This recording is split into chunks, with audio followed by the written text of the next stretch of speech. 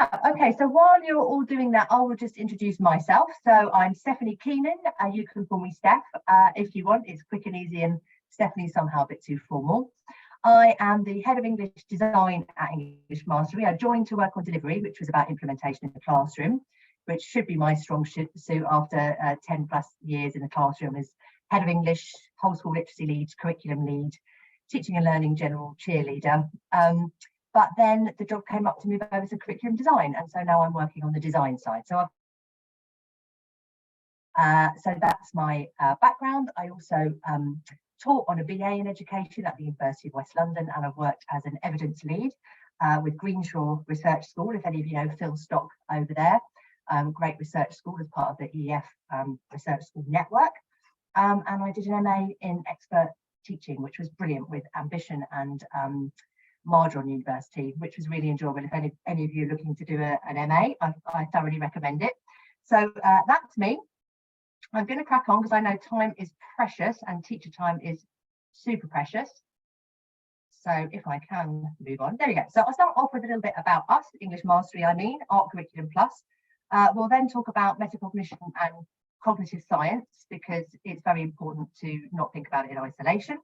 We're then going to move on to some metacognitive teacher modelling, which may well be familiar to most of you, but always worth revisiting. And then I will talk to you a little bit about the EF trial, which is, we're very much committed to research-informed practice, and therefore we're testing English Mastery through a randomised control trial. So I'll tell you a bit about that too.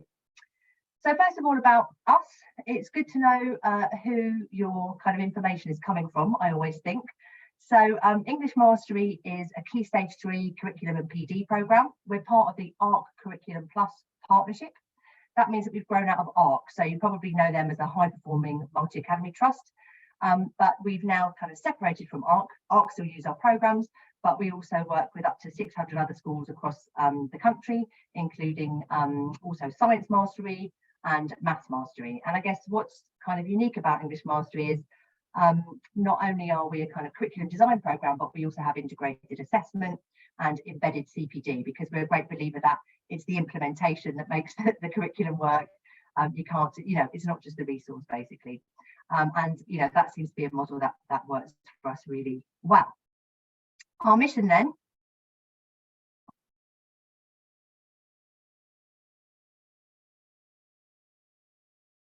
is exactly this. We're a non-profit organisation. Children and young people are at the heart of what we do, and all of our curriculum designers and teachers are all former teachers or even current teachers who, like you, are all about doing learning as much as we can to deliver the best outcomes for our students. That's what we're all about. And because of that, our programmes are heavily influenced by cognitive science research, and particularly how it can be applied in the classroom, which is a messy business, but harder to measure than the laboratory, but very important that it's a applied practice as well. I'll just let you read that.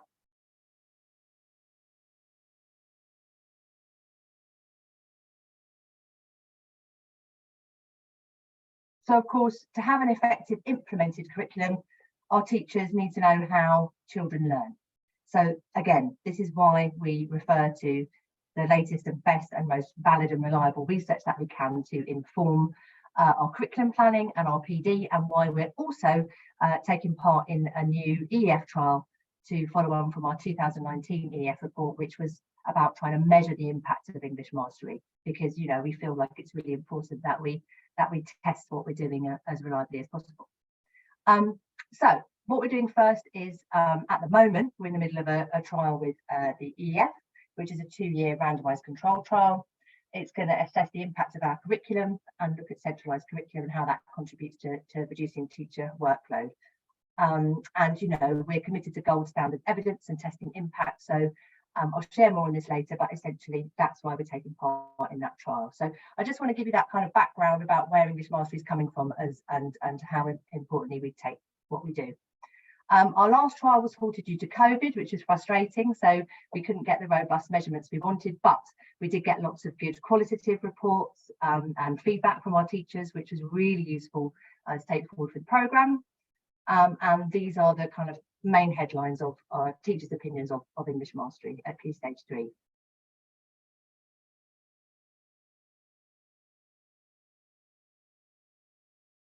So if you want to look more, you can dig about, there's the EF report on our website to have a closer look. But just to give you a bit of background on us and what we've been up to in terms of testing our own impact, as well as testing the research that we're bringing to you.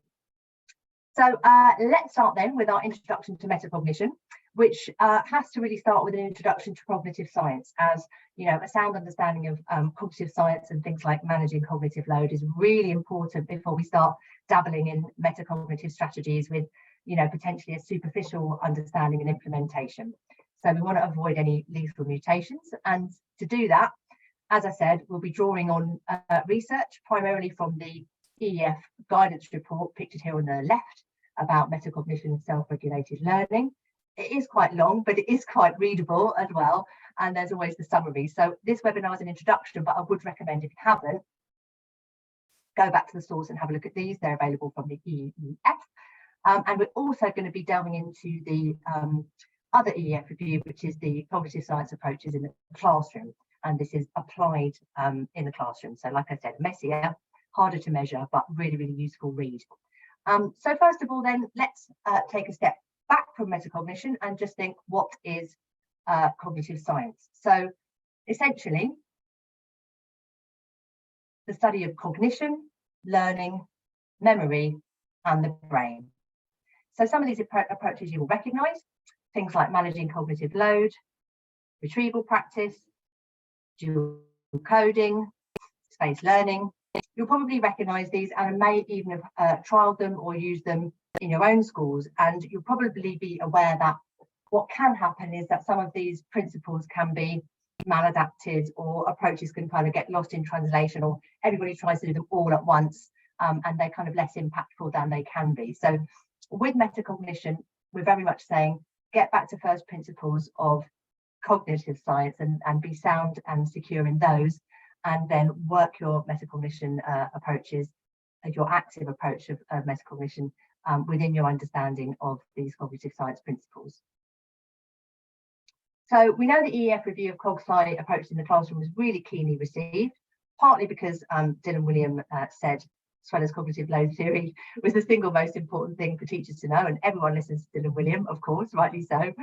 But also because people wanted to know, does it work? You know, so the CogSci review from the EEF looked at all these different areas, and of course 4 and 5 really underpin everything else. Managing cognitive load and working with schemas.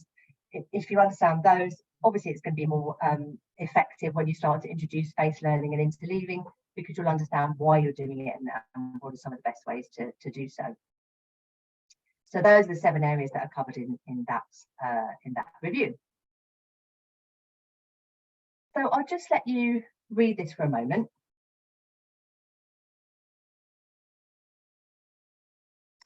And I'd like you to just pop into the chat, why do you think that is?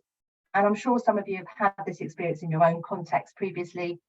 Why is it that these principles or these findings from the lab do not always translate into effective teaching and learning in the classroom? So just pop your first thoughts in the chat.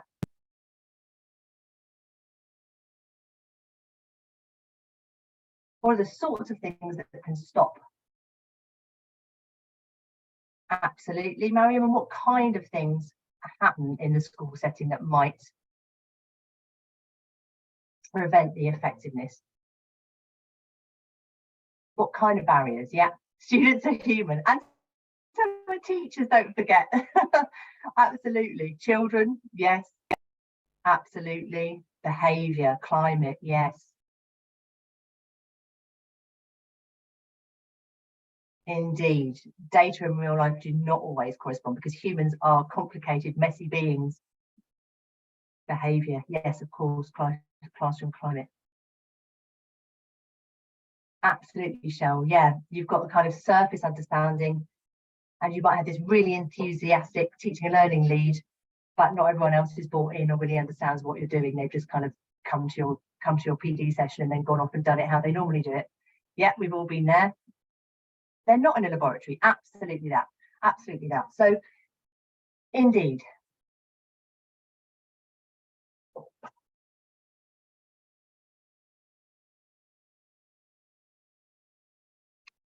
So it's all about the implementation and the potential barriers to that. It's all about the theory in practice that we're interested in. So some of the possible factors you've identified already. For teachers, of course, what are their skills, their experience, their motivation, their buy-in, as someone put it in the chat. The pupils, what's their prior knowledge? We know working memory capacity is minimal. Their mood, their emotional state, goodness me, their children or teenagers. How motivated are they? What's their attention focused on? And like you said, many of you, behaviour, climate, friendship issues, they always come in from break time, don't they? Some of the resources that you've got.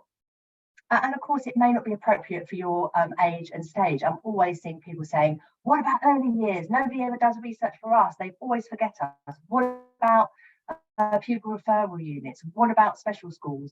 You know, what about us? So it's got to be related to your science. It could be subject, it could be science, it could be history, it could be primary, it could be secondary, it could be a different context. So all of those things can affect the impact of any new strategy you want to bring in the classroom. And that goes for cognitive and metacognitive approaches as well.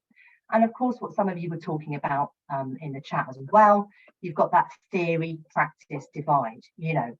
So misunderstanding an important part of the theory, I think Shelly might have referred to that in the chat.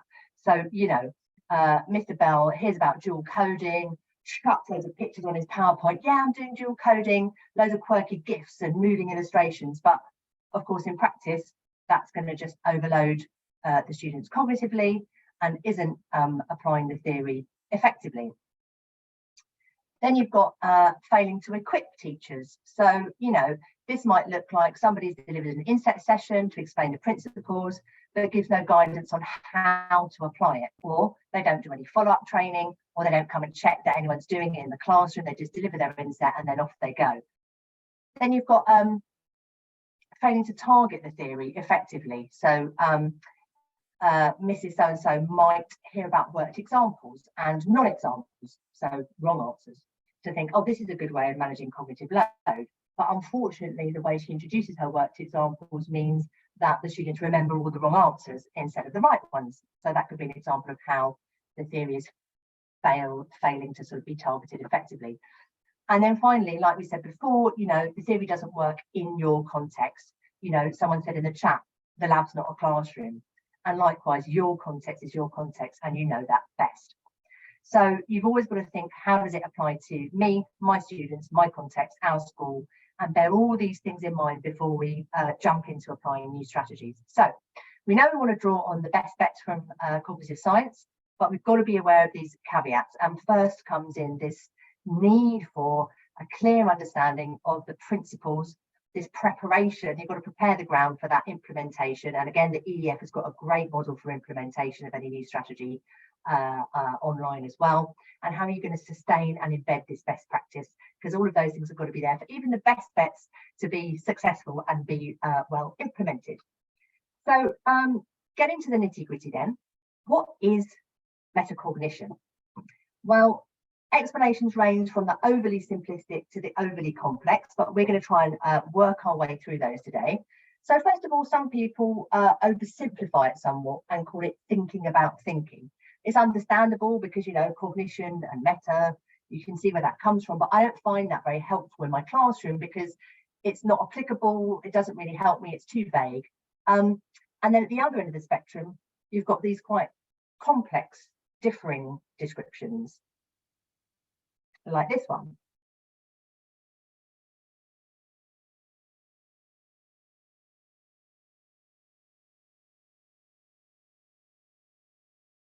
So that's not going to be that helpful because it's just descriptive and it's a bit slippery. And as we've seen, you know, definitions only take us so far. Exemplification is our best bet, which is what we kind of hope to do today. And what we really need to understand, I guess, is metacognition is an active process.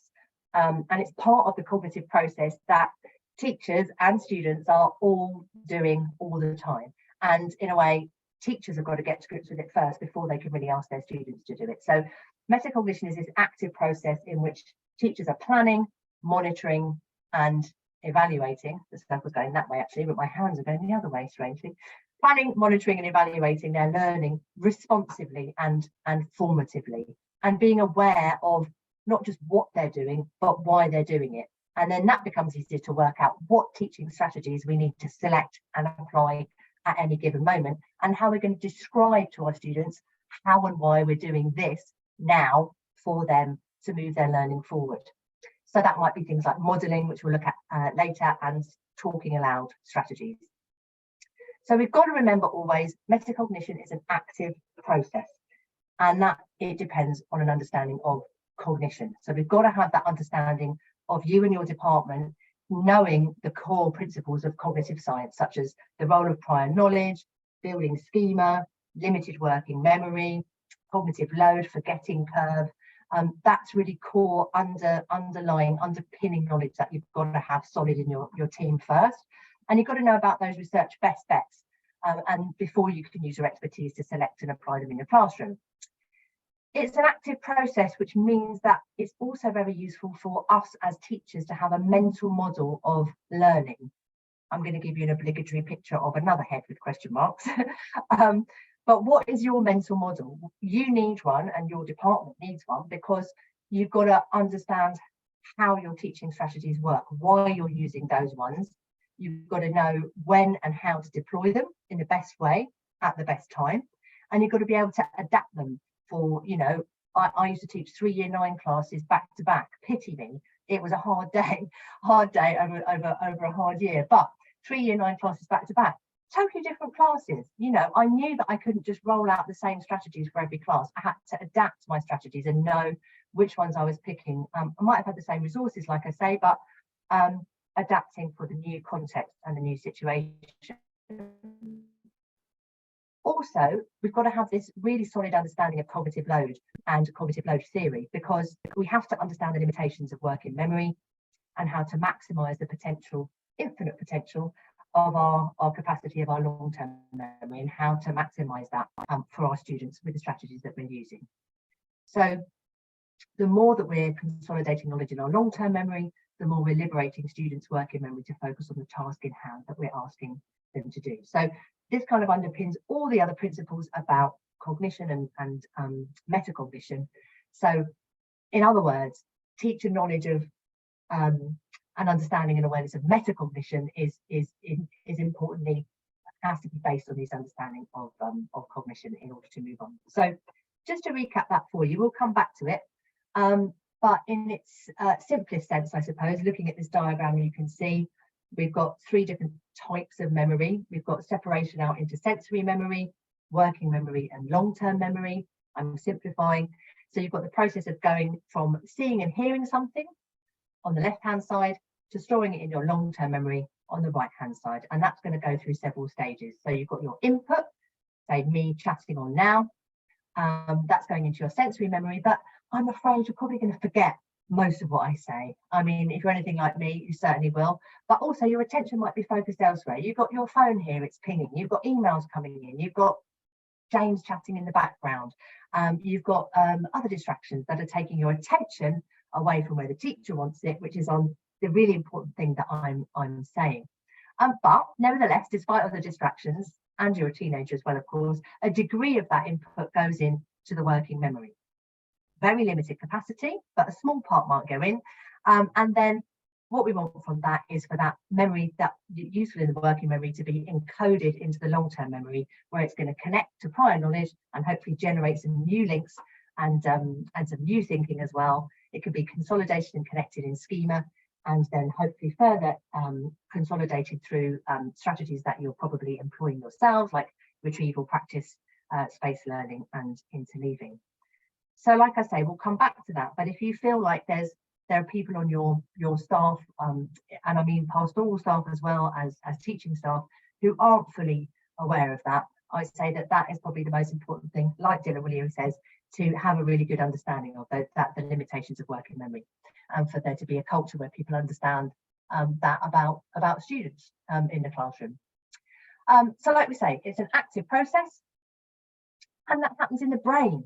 Now, as we know, the brain is a complex, emotional, and potentially very entangled place. So For teenagers, we all know that motivation and allocation of attention is highly dependent on their peers and the dominant culture and what just happened at lunchtime and who said what to who and what happened on social media.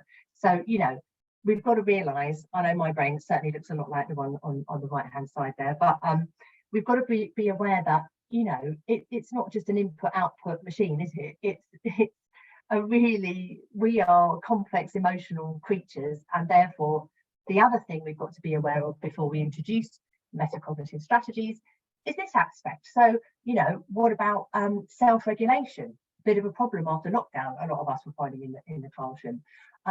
What about the emotional state? Do students feel safe in the school, in the classroom? Are they ready to learn? So we need to think, how can teachers' knowledge of metacognition support students that understand not only what they're learning, but how and why they're learning?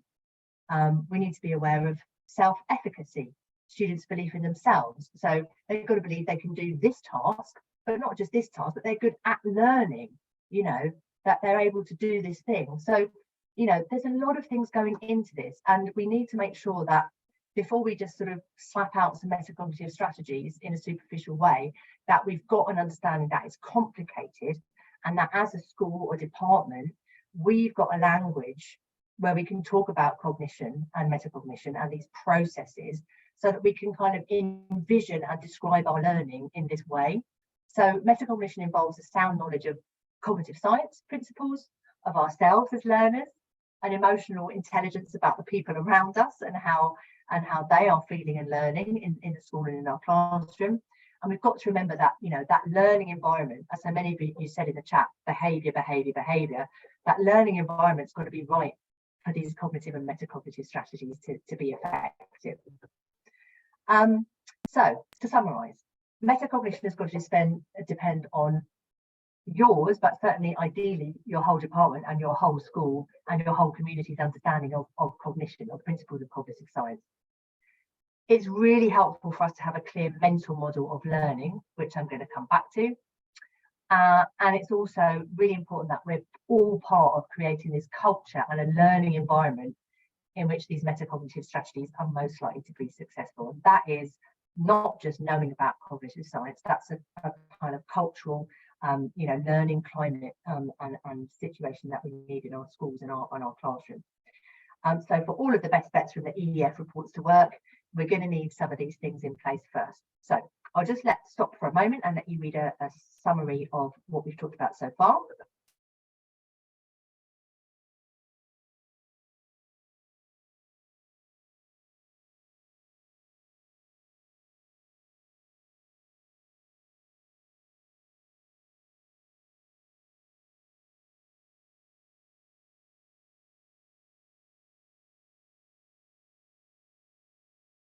And if you've got any thoughts or questions at this point, either make a note of them or pop them in the chat and I'll try and come back to them. It's just me for the moment, so I haven't got someone answering in the chat. So if you've got anything I would like to answer, just make a note or pop them in the chat. Okay. So at its simplest then, cognition is kind of understanding how we learn, and metacognition is perhaps understanding why we're doing the tasks we're doing. So what we're saying is that both teachers, firstly teachers and then students in that order probably, ideally need to have an understanding of these processes so that we can make the learning process explicit and create these useful habits of effective learning, where we've got an explicitly defined model of what really good effective learning looks and feels like while you're doing it.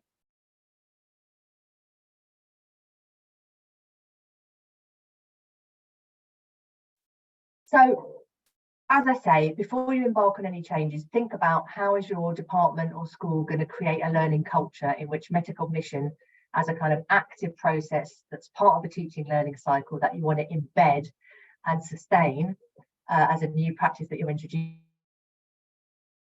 understood, embedded and sustained. So I'm just going to chuck some useful titles at you. You probably know about many of these, but the John Catt in Action series is brilliant. Love the Dunlosky Strengthening the Student Toolbox. The EEF I've talked about several times is great. FRAP First, Peps McRae, again, very talented at succinct distillation of scientific principles. So these might be useful titles if you want to kind of induct some of your peers into this knowledge, or if you're thinking about leading on this in your school for PD, or even in your department. And again, some other reads you may like to try yourselves.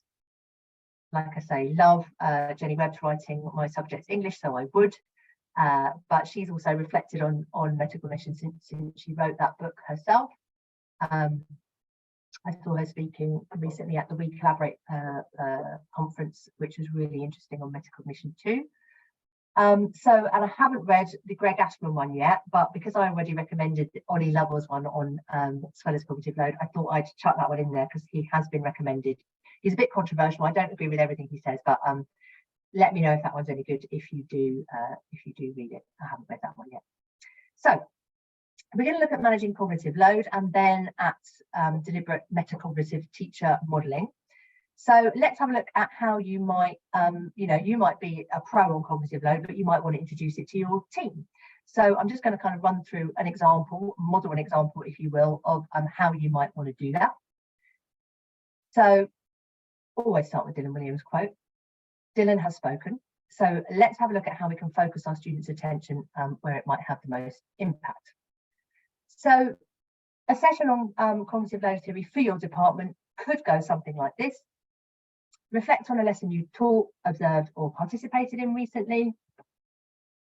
Can you think of any examples where students began to get overwhelmed with information?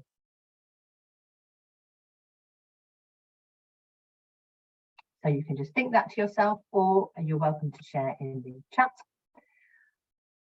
So in your session, if you're going to run this with your department, you want teachers to feel what it feels like when they're cognitively overloaded. And we can model that quite simply by doing something like this. Right, so can you get a pen and make notes? I want you to read this and make notes on it while I'm talking to you. So while I'm talking to you, I want you to try and read this at the same time. You might find that your brain starts to get a bit overloaded because there's loads of text on there and I'm talking at the same time. That's really distracting. You might have a pigeon outside, which I've got. But anyway, don't forget to make notes because I did ask you to make notes while I was reading. So I'm reading, but you're supposed to be reading. And also, have you noticed the pictures that I put there? Because they were for dual coding, because I wanted you to have some pictures for dual coding. So don't forget to make notes. While you're doing that, can you also think about why it's hard to do this? Why is it hard for you to do this? Do you read while you're reading this? Why is it hard for you to do this while I'm talking and at the same time? I bet by now, obviously, if you're trying to read and listen to me at the same time, you're not going to be able to do it because we just can't. Our working memory is going to be overwhelmed. We can only hold sort of 3 to 5 things in our minds at one point. Plus, you've got your different inputs are being massively overstimulated. You're trying to read at the same time that I'm talking, so your auditory and visual inputs are being overstimulated and they're distracted at the same time. If you're trying to persevere, you're going to get emotionally probably a bit stressed. I can't do this. Stop talking, woman. You know. So a task like this might be useful to do with your teams to just exemplify what sometimes students in your classroom might feel like if you are overloading them cognitively. The working memory just cannot cope with that, and they will most likely switch off. So if I asked you now to create a diagram of how the memory works, or give me a summary of how the memory works, based on the activity I just did, how confident would you be to do that? Could you just pop a 1 to 5? So 1 would be, I wouldn't be confident after what you just did to describe working memory. And 5 being, I'd be really confident after what you just did to describe the memory model. Yeah. So it was a non-example. It was a bad example. And can you give me some ideas of what would have been a better approach and why? What should I have done instead of what I was doing? What would be a better approach? When you do yours, what would have been a better approach? Just pop your ideas in the chat quickly.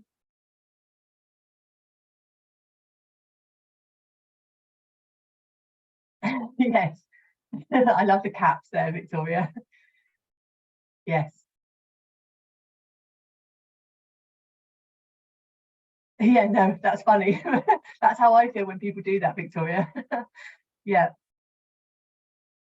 yes, exactly. And when I first realized this, it changed my practice because I stopped, and it was a bit awkward because I stopped talking to let people read. Yeah, like Shadi is saying, let students read it first. And when you're not used to doing that, it feels a bit weird and a bit awkward. And now I've really tried to do that, bearing in mind that I read quite fast, so I need to slow down. But yeah, let people read, of course, and think about that visual stimulus and how it might be coming into conflict with the auditory conflict. Absolutely. All right, so I'm going to take your advice, and I'm going to try and do much better this time. So let's just recap about managing cognitive load. I'm going to let you take a moment to read the key principles from the EF report on managing cognitive load.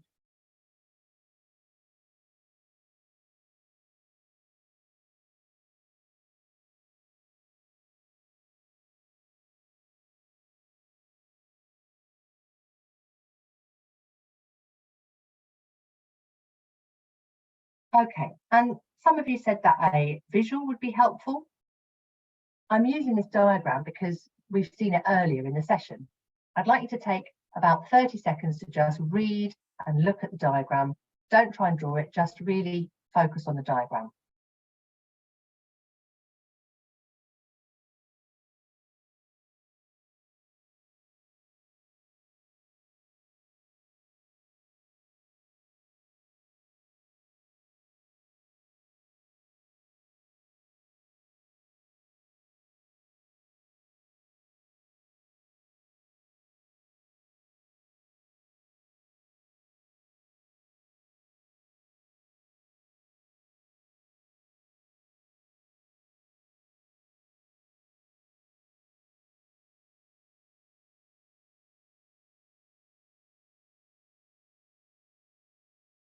Okay, now that you've had a chance to have a look at it, I'm going to explain it.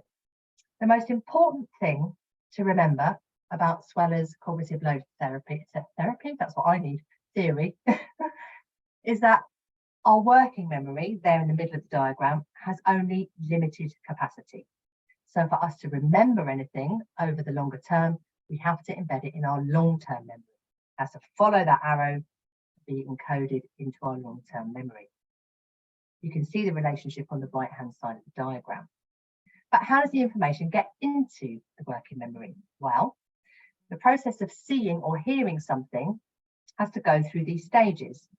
You can see that there on the left-hand side in the green box, that there needs to be an input or a stimulus. That could be me talking to you now. That will go into your sensory memory. So what you see, the diagram, what you hear, my voice, the vast majority is forgotten, unfortunately. But I want to focus your attention on the thing that needs to pass into your working memory so that you can pay attention now. Then through rehearsal and practice, we're going to encode that information from your working memory into your long-term memory, where knowledge can be connected to prior knowledge, new connections can be formed and build schema or kind of memory maps, if you like. And then through techniques like retrieval practice, that information can be more securely stored in your long-term memory. Okay, now I hope that was better than the first one. I'm going to just give you 1 minute, if you've got a pen there and a piece of paper, to recreate that memory model from your own memory based on the activity that we just went through. So you've really only got 6 things to remember in the right order. Take it away.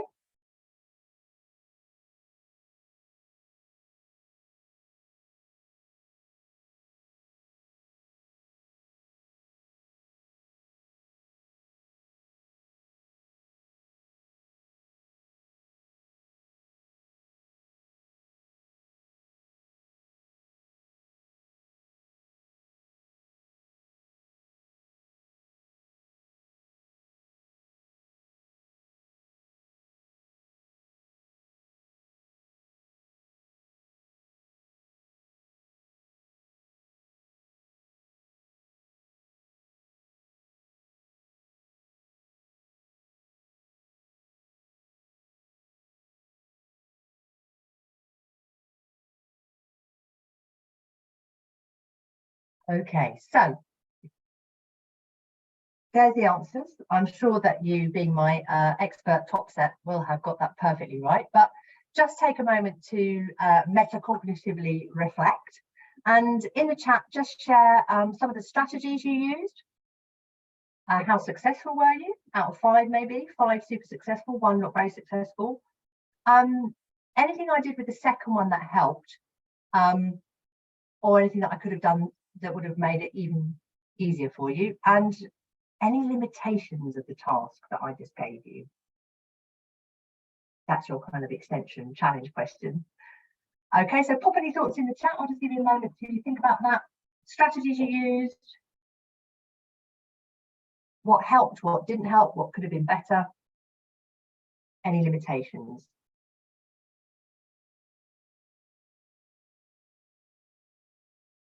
Yeah, thanks, Sarah, for the rating. How successful were you? Really, I should have made it out of 6, I think, so there were 6 boxes, but we'll go for 5 out of 5. 6. Sophia's gone 1 better. Love it. Yes.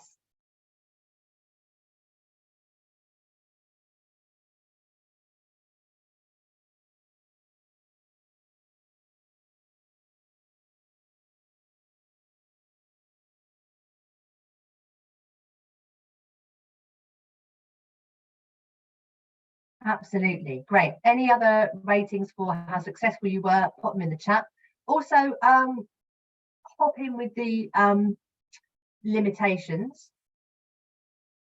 Yes, it probably hasn't moved out to long-term memory yet. You are right, because what am I measuring with this task? That's right. It doesn't illustrate understanding. It just illustrates short-term memory, really, doesn't it? Performance.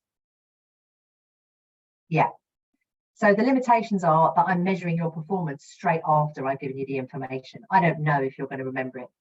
So I'd obviously have to kind of come back to that and check understanding through different strategies. You know, but the purpose of that was to focus on the role of working memory in order to test your long-term memory. You'll have to come back to another session, and hopefully you will again. So you identified most of these, but these are some of the strategies that I used.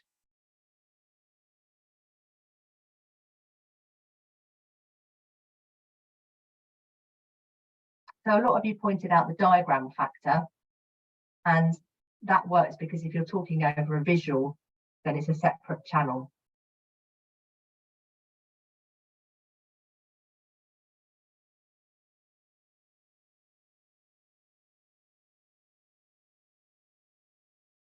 Great. Now, I wouldn't necessarily share a confusing different diagram at this point, with so as not to overload you cognitively, but I thought I would share this with you, hopefully without cognitively overloading you, because earlier we were talking about having your own mental models of learning. And I really like this one by Peps McRae, partly because I find it hard to remember more than 3 things at once. But he also pointed out this one doesn't represent the environment. So it is selective and it is slightly limited. But what I like about this as a model is that, in a way, he's representing his own selection. It's his own mental model of the learning process, or the memory model. And so as expert learners yourselves, it might be a helpful thing for you to do after the session, if you want to kind of geek out about it and make your own model. What is your mental model of this process? He's got a 3-step one here, where motivation is about directing attention and the strength of that attention. Encoding is about that relationship between working memory and long-term memory, forging new connections, generating insights, refining understanding. And then that consolidation is about strengthening the connections and building long-term memory to get that deep, flexible learning. So, you know, this is interesting in the sense of generative learning. One of you talked about getting the students to use the information in a different way. So if you're going to be that metacognitive teacher, it might be useful to create a model for yourself and to generate one, and get into that metacognitive habit of asking yourself, what learning process am I trying to activate or catalyze here? And what impact is this strategy going to have on my other learning processes? So just to sort of share that with you as an example of what you as expert learners can go away and do, is think about, okay, what's my mental model? based on the knowledge and understanding that I have of the cognitive science principles.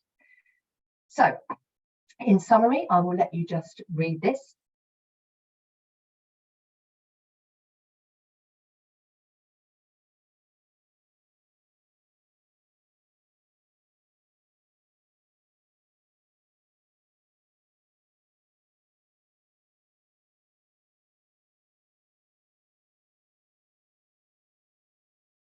So that connectivity, that activity of metacognition, it's an active process connected with understanding of cognition, and you really want to process and have your own model so that you know why you're doing what you're doing when in the classroom.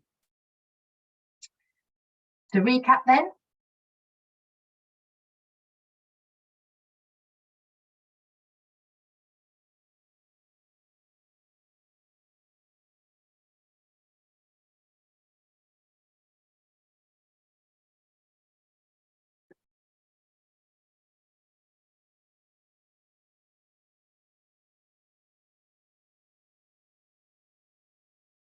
great.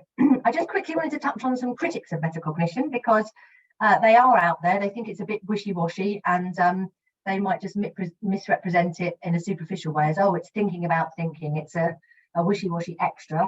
Excuse me. They might suggest metacognition is something you do instead of teaching subject knowledge, creating a kind of false binary there where it's not part of the teaching process. And they might see it as an unnecessary extra or distraction from the main business of learning, which is these, instructing students using cognitive science principles.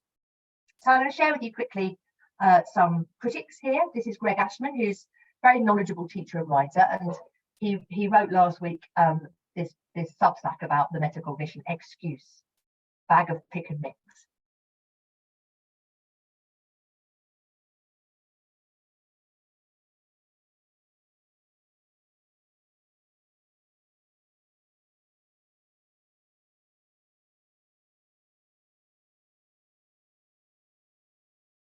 So here, respectfully, I'm going to disagree with Greg. I think he's really talking about kind of poor implementation or poor understanding, where superficial interventions mean that it's not working, rather than practitioners like you, who are going to be strong in their subject and pedagogical knowledge, and they're applying their metacognitive strategies thoughtfully and effectively. So I would say subject knowledge is at the heart of a metacognitive approach, and it would be almost impossible to teach metacognitively without having strong subject knowledge or pedagogical knowledge. And indeed, James Mannion came back to him and said this.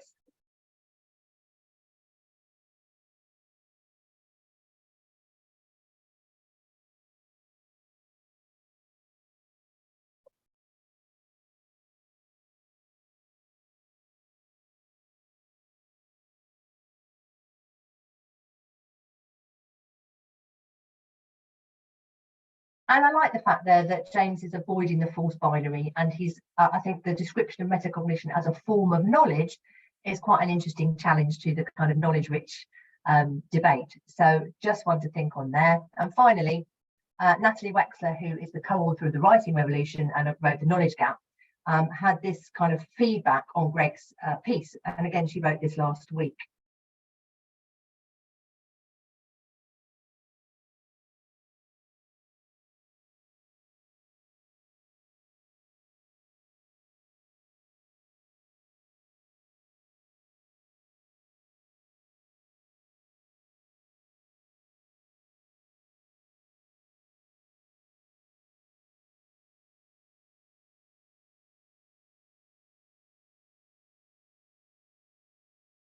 And I think it's really worth listening to these experts, and to Natalie in particular, that this is a danger, that you could end up adding to cognitive load if you're like, hey kids, let's think about thinking while you're asking them to do the task, and you're affecting their working memory. So again, that's why we say, make sure you've got that sound underpinning of the cognitive science knowledge before you start applying the metacognitive strategies.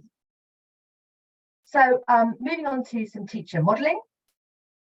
Alex Quigley, another great voice of English teaching, says this about modelling.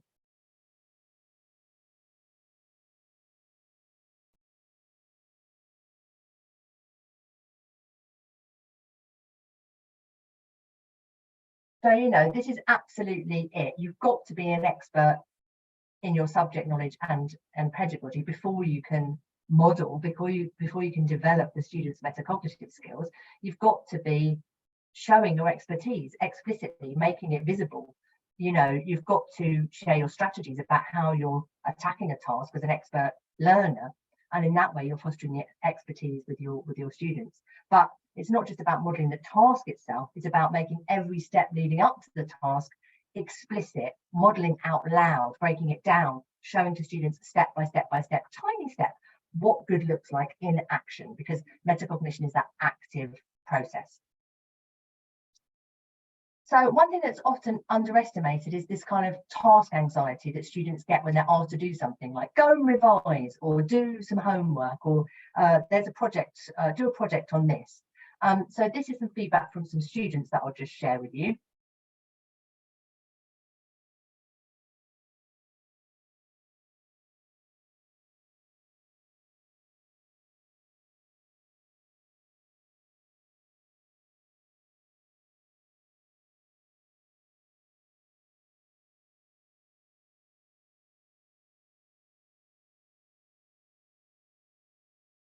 So again, this comes back to this kind of emotional content context of cognition and metacognition, the self-belief, the self-efficacy.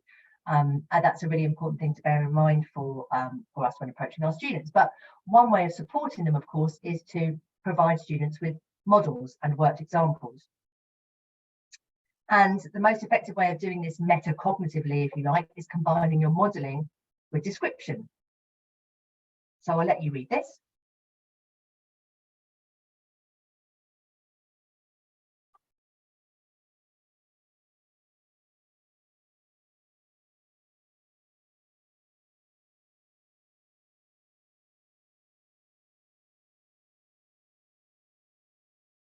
So you're not just modeling the thing, but you're describing along the way every step of what you're doing, using your visualizer ideally to model that under the camera, and also probably having a clear set approach to certain types of questions that you kind of roll out each time so that they become really familiar and fluent with that approach. So Sarah Downey, who works with us at English Mastery, has been undertaking a PhD on metacognition, which is really handy for us. But she was struck by the impact in her own classroom, and this is some interviews from her own students, and I think we always want to hear what works for our students. So these are some insights from her students.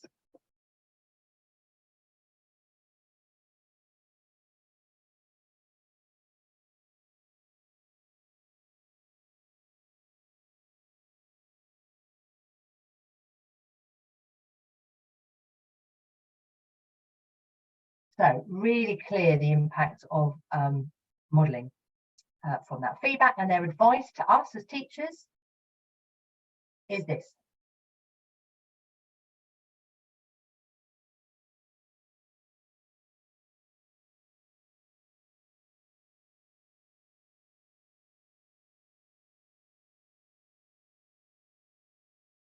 So, you know, it's model, model, model. And I love the way that they say exactly how. Explain it as you write, you know. Wanting to know how space learning works, fantastic curiosity. So how do we do it? We think aloud, articulate what we're doing, why we're doing it. This is what good looks like. We're describing while we're doing it. We're scaffolding using worked examples and models. And I remember the first time my mentor on the PGC said, go and do some live modelling. I was absolutely terrified. So if that's the case for your ECTs, you know, pre-prepare the models with them, or pre-prepare one before you go in, and you'll soon be flying.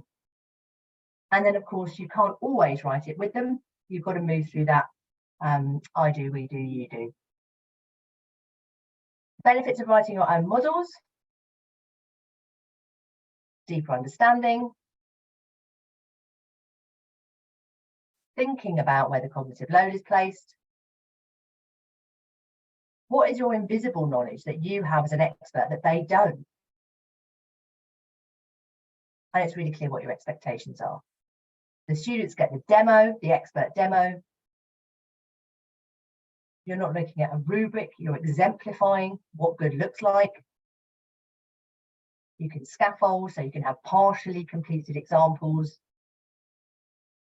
And of course, it's the emotional side, that, you know, the stress that it can be when students are faced with a blank page or a task just cold like that. So as a really simple example, I'm just going to give an example of where a lot of students get stuck. So I sometimes use the phrase in and out of the box to make students read all the information in the box and outside the box, because the question is obviously sometimes really weirdly formatted in exams. Some of the questions in, some of it's out. So I used to say read in and out of the box, and of course it made them think about thinking out the box as well. And you know, for example, in this task, there's a line there saying you should be able to convince the reader to support your point of view that's not inside the box. Who knows why? Who designed this task? It's not good formatting, but they need to know they've got to read everything. So my students would also need to know how to use AFP, audience, form and purpose. So I'd have trained them on that. You always look for those, and you need to know those when you're responding to something. So they would be coming to it with some sort of, you know, practices rehearsed in my classroom. So how might I approach something as simple as this? So I'd use whatever technique to get their attention. So, you know, pens down, eyes on me, and then we get stuck in. So let's see what we're being asked today. So let's read the first sentence. Today you will plan your response to the question. Aha, plan. All right, so what are we being asked to do? Plan. What does that mean? What does that look like? What are we going to be doing when we see the word plan? Ideas. Yes, we're going to need ideas. How do I know that you've got ideas? What am I going to see in your books? A mind map, a spider diagram. Yes, maybe some lists. Who knows? Then what we're going to do? We're going to have to read the task, aren't we? Because what we're going to need to do to know who we're writing for, what we're writing, can't just have random ideas. AFP, yes, audience, form and purpose. So once you've got your ideas, what are you going to have to do with them? We can't just leave them on the spider diagram, free floating around the page. What are we going to have to do with them next? Organise them. Yes, we've got to organise, structure, bullet points, tables, for and against. Yeah. So when you see the word plan, it's connected to all these things you're going to do. You're going to mind map. You're going to bullet point. You're going to AFP. You're going to do all these things that you know when you see the word plan, right? So, you know, in your classroom, you'll have your own shared language for this or a school language for this, but essentially something as small as the word plan can have that level of close attention in a kind of metacognitive approach, I guess. Great. So what do we need to know before we can plan anything? Yes, we've got to know what the question and the task is. So when we read a question of the task, what do? We read in and out of the box. So check we've got everything, and then AFP, audience, form and purpose. Good, good, good. So we're going to read it twice. Got your highlighters or your pens to underline the keywords? Good. And then AFP, off you go. So when they've done this, I will ask them, which words did you highlight or annotate? They might say, stress is good, build strong characters, formal letter, persuade, convince. Okay, so then I'll recap. Right, our task is to plan. I'll ask them, what's AFP? Audience is the student council. The form is a letter. The purpose to persuade. And we'll do all of that before we even start planning. So there's a kind of process that we've rehearsed together. That's a kind of, you know, thinking about how to approach the task. And again, I'm sure all of you do this in your context. It's not rocket science or new, but the detail in which we might break down a task, you know, and when they see the word persuade, I'm going to say, what do we think when we see the word persuade? Hopefully they'll be saying ethos, logos, pathos. We've got feelings about this. We've got a logical argument about this. And we need to convince people of our integrity when we're writing. So, you know, hopefully as you rehearse, you'll have your kind of set process for approaching tasks like these. You're talking about what we do when we approach a task like this. And, you know, that will take you all the way through. So then the next thing I might do is say, right, I know you've got brilliant ideas. Let's get them down on paper. We're going to do a write, pair, share. What do we do when we plan? Find that spider diagram, write, pair, share. Okay, off you go. So very quick example, because as usual, I'm running out of time. But in the chat, anything you notice about my metacognitive modelling, anything that you do or don't do, anything that you think could be done better, just pop those in the chat.